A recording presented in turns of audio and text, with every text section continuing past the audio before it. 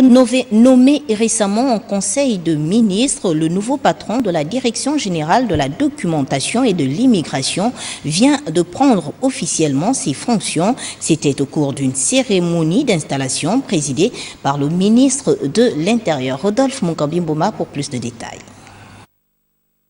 Il prend officiellement ses fonctions aujourd'hui. Je vous installe dans vos fonctions de directeur général de la documentation et de l'immigration. Cette installation vient confirmer sa nomination en Conseil des ministres du 10 novembre dernier. Le lieutenant-colonel Vincent de Paul Katoa Soumara, le premier officier supérieur à la tête de la Direction générale de la documentation et de l'immigration, succède à ce poste au général de division Cété Mbinga pour la continuité de l'administration. Chers frères, je ne vous remplace pas et je ne vous remplacerai jamais. Je vous succède, tout simplement. Je prends le témoin pour poursuivre la course de relais toujours inachevée. Cette tâche, vous en conviendrez, je l'entends accomplir sous la bienveillante vigilance des plus hautes autorités de l'État. J'entends l'accomplir dans le respect de la règle de droit et dans l'inspiration du bon sens paysan. Bon sens paysan qui m'a toujours caractérisé. La cérémonie a eu lieu dans cette cour de l'une des plus importantes directions générales du ministère de l'Intérieur.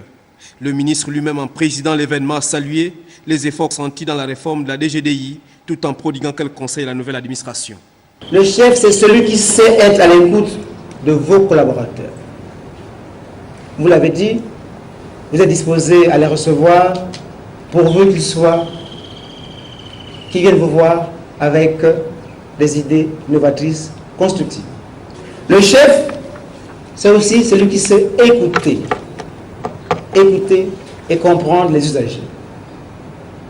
C'est ce que vous avez nommé tout à l'heure dans votre laïus, le bon sens paysan. Fin connaisseur de la Direction générale de la documentation et de l'immigration, le lieutenant-colonel Vincent de Katoa Soumara est un pur produit de la maison qu'il intègre en 1990.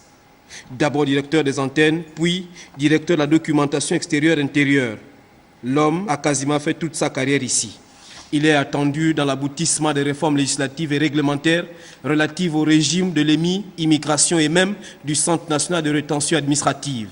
En attendant les résultats, la cérémonie a bien respecté le protocole militaire.